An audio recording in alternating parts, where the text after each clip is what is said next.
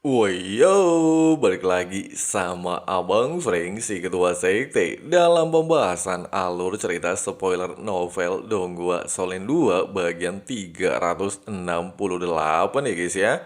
Seperti biasa buat teman-teman yang baru gabung, Mimin saranin nonton dulu pembahasan spoiler sebelumnya, supaya kalian gak gagal paham ngikutin kelanjutan alur cerita spoiler di bagian kali ini. Linknya ada di kolom deskripsi ya guys ya.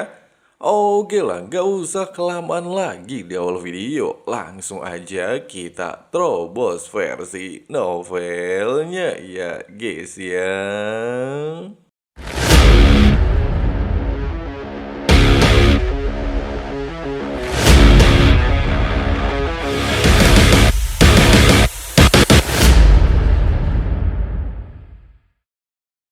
Meskipun Xia Xuanchen dan Sutian Yuan berhasil menghabisi ratusan pasukan mayat hidup, namun berkat adanya api roh peninggalan elektrolog, pasukan mayat hidup mampu beregenerasi alias memulihkan tubuh mereka. Bahkan melihat pasukan mayat hidup alias pasukan mayat abadi King Huo Yuhao terus-menerus bisa kembali bangkit, membuat hati pasukan kerajaan Ryu langsung dipenuhi ketakutan tiada tara. Mereka seolah-olah dipaksa bertarung tanpa akhir. Di bawah rasa takut dan panik, manusia pada dasarnya pastilah melepaskan seluruh kekuatan untuk bertahan hidup. Sehingga tanpa ragu sedikit pun, pasukan kerajaan Ryu yang tersisa langsung melepaskan serangan meriam laser terkuat mereka untuk kembali menyapu pasukan mayat hidup.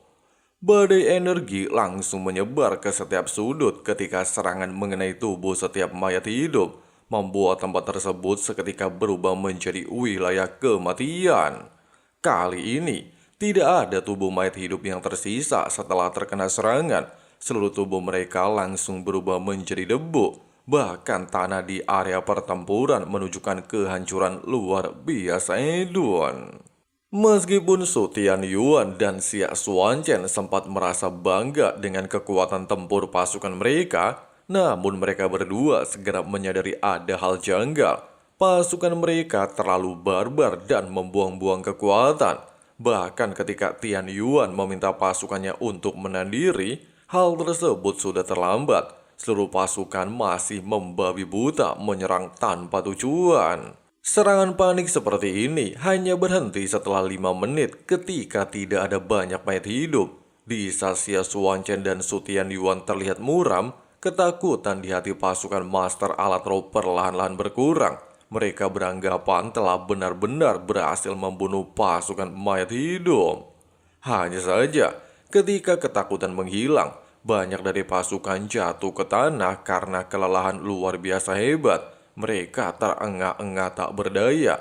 Bahkan bukan hanya kelelahan karena fisik, tetapi juga kelelahan secara mental. Pertempuran seperti ini jauh dari apa yang mereka bayangkan. Di saat Su Tianyuan mengepalkan tinjunya dan masih beranggapan serangan diam-diam tersebut dilakukan oleh Sekte Roh Suci, udara di tempat ini tiba-tiba saja berubah sangat dingin, serta terlihat butiran salju mulai turun dari langit. Menyadari ada hal janggal, serta suhu turun dengan kecepatan menakutkan, Komandan Xuanchen lantas meminta seluruh pasukan untuk bergegas ke udara. Namun ketika beberapa pasukan mulai naik ke udara, salju di sekitar mereka tiba-tiba meledak dan menimbulkan suara memekakan telinga, membuat banyak pasukan langsung tewas mengenaskan dalam ledakan tersebut. Kekacauan luar biasa yang kembali terjadi jelas saja membuat pasukan kembali masuk ke dalam ketidakberdayaan serta langsung memaksimalkan alat roh pelindung di tubuh mereka masing-masing. Bahkan Su Tianyuan langsung memimpin pasukan bergegas meninggalkan tempat ini. Hanya saja, di saat mereka baru beranjak, sebuah badai salju tiba-tiba menargetkan Su Tianyuan. Meskipun dia telah menggunakan barrier pelindung level 9, tapi hal itu tidaklah banyak membantunya. Bariernya langsung terkoyak, membuat tubuhnya terlempar beberapa meter di udara dengan luka cukup fatal. Bersamaan dengan kejadian tersebut, dua sosok alias Wu Yuhao dan Tang Wutong akhirnya menunjukkan diri. mereka langsung menggunakan teknik fusi roh body spiritual menargetkan Su Tianyuan. Bahkan dengan kondisi luka sangat parah, Su Tianyuan jelas tidak memiliki kesempatan untuk melindungi tubuhnya, membuatnya langsung tewas mengenaskan dalam serangan tersebut. Pada saat berikutnya, Xia Xuanchen dan sisa pasukannya langsung menunjukkan wajah sangat muram. Meskipun dia meraung marah, namun dia tidaklah bisa berbuat apapun. Pasalnya kedua sosok misterius yang dia yakini berasal dari sekte roh suci langsung menghilang tanpa jejak. Perasaan yang sama juga membanjiri hati pasukan Legiun Naga. Komandan Su Tianyuan merupakan seorang master alat roh level 9 dan juga pangeran kerajaan Ryu alias sepupu Su Tianran. Mereka tidak menyangka seorang pangeran bisa tewas dengan cara mengenaskan. Bahkan mereka tidak bisa memprediksi segala serangan dadakan yang dilakukan musuh sebelumnya. Sementara itu beberapa ratus kilometer dari lokasi kejadian, Wu Yuo dan Tang Wutong terlihat menunjukkan diri dengan senyum tipis di wajah mereka. Misi mereka benar-benar berjalan sesuai dengan harapan.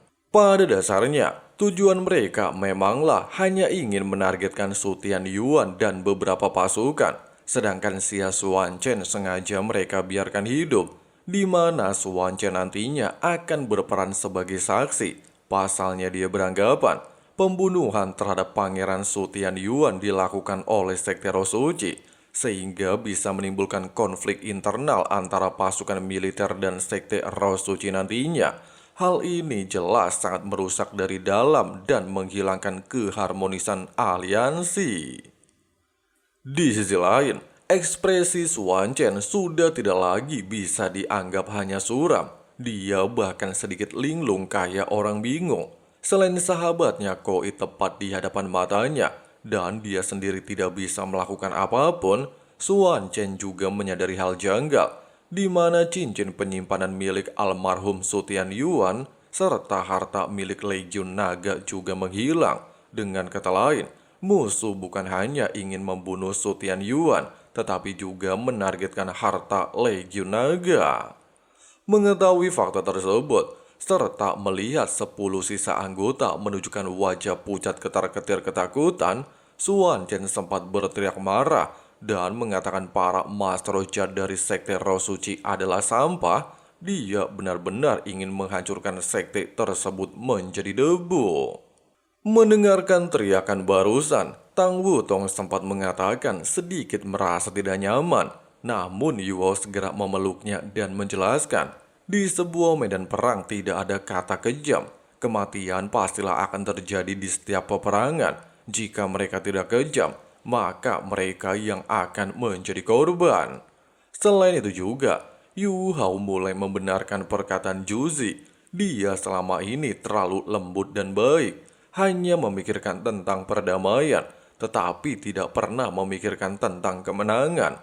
Oleh sebab itu, jika Yu Hao benar-benar ingin merubah situasi dan mengendalikannya, maka dia harus mulai biasa dengan pembunuhan. Tidak sampai di sini, Yuho juga akhirnya menyadari kenapa selama ini selalu kalah dari Juzi, di mana mereka memanglah jauh dari hal kemampuan dengan kerajaan Ryu, tetapi bukan berarti mereka tidak memiliki peluang. Jika memang tidak bisa melakukan perangan secara terbuka, maka mereka harus menggunakan cara lain untuk mengalahkan pasukan kerajaan Ryu.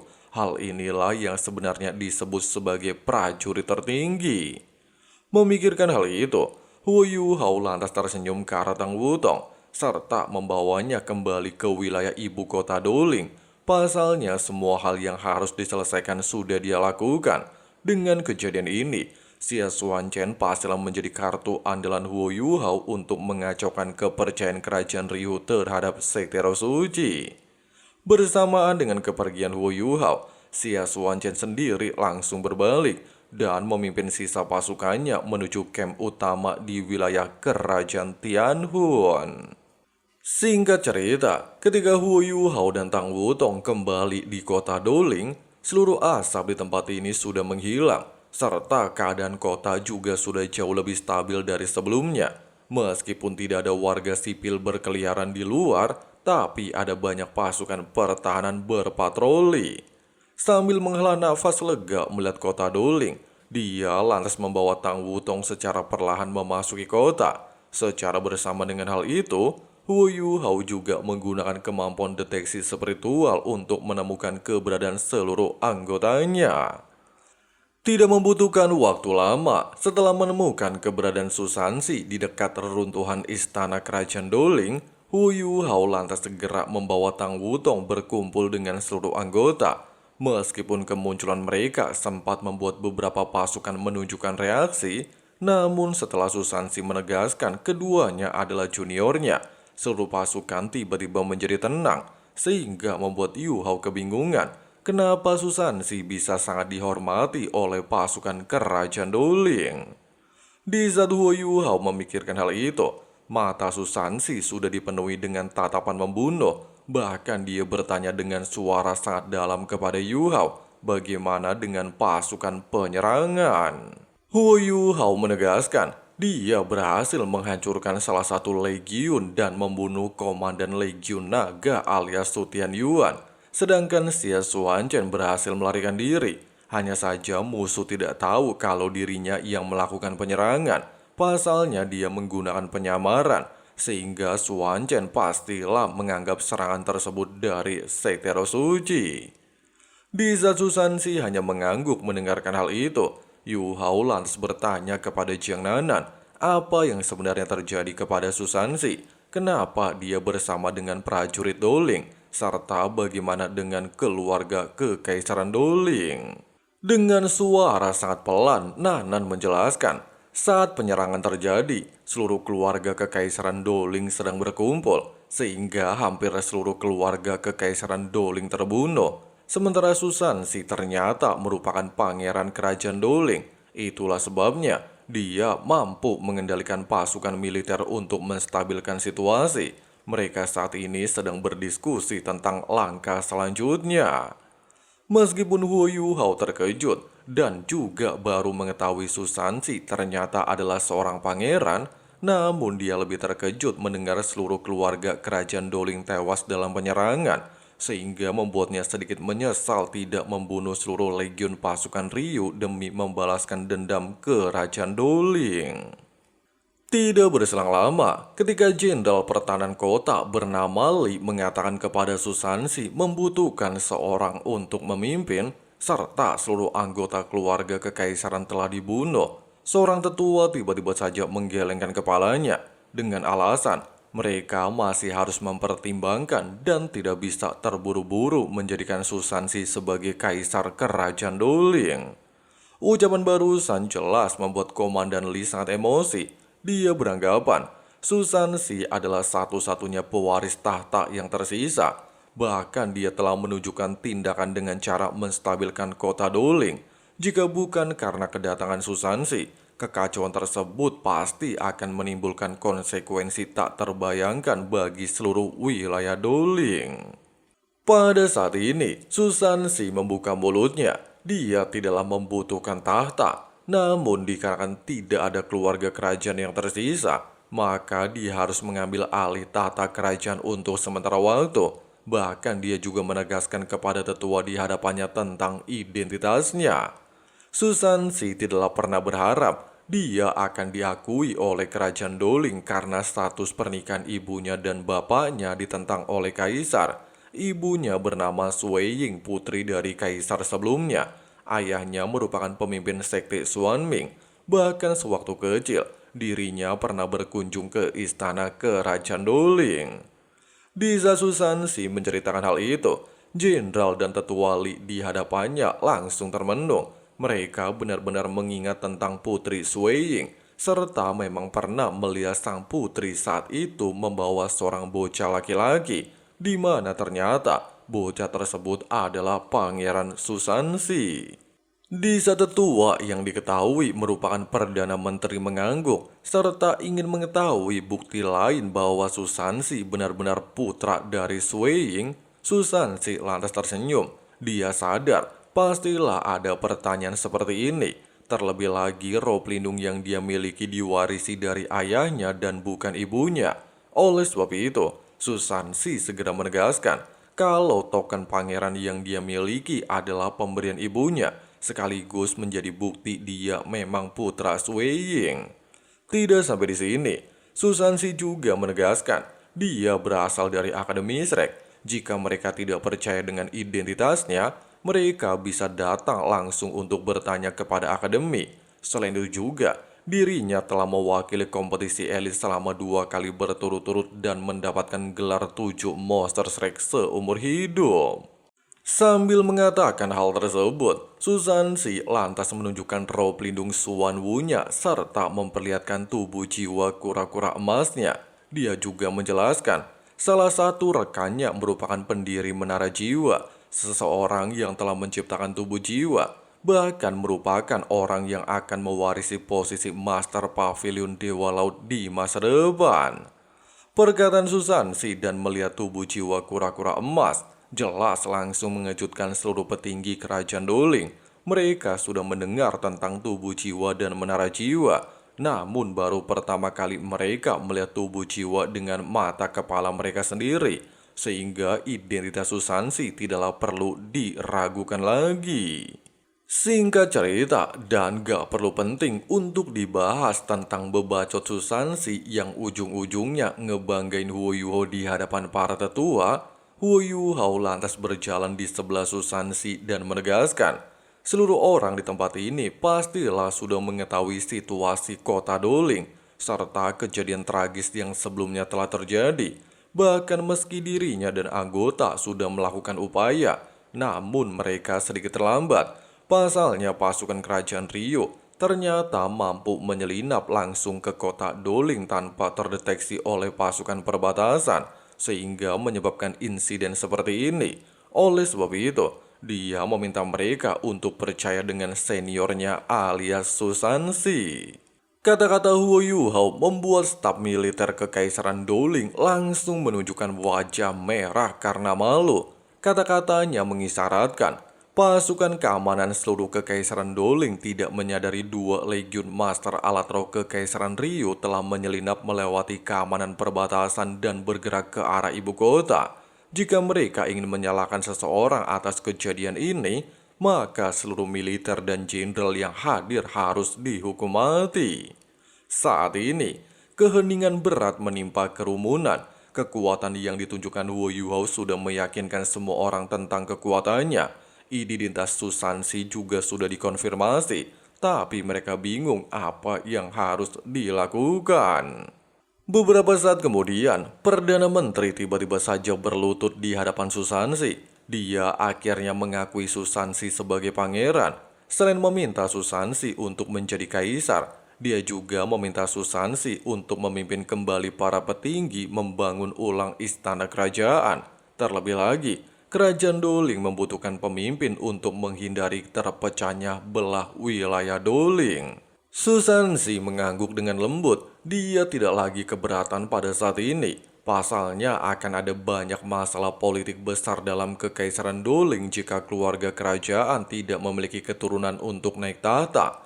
Seluruh kekaisaran akan terfragmentasi karena setiap orang akan mencoba merebut kekuasaan dan membentuk pemerintahan mereka sendiri. Dan ketika itu terjadi, kekaisaran akan runtuh dengan sendirinya.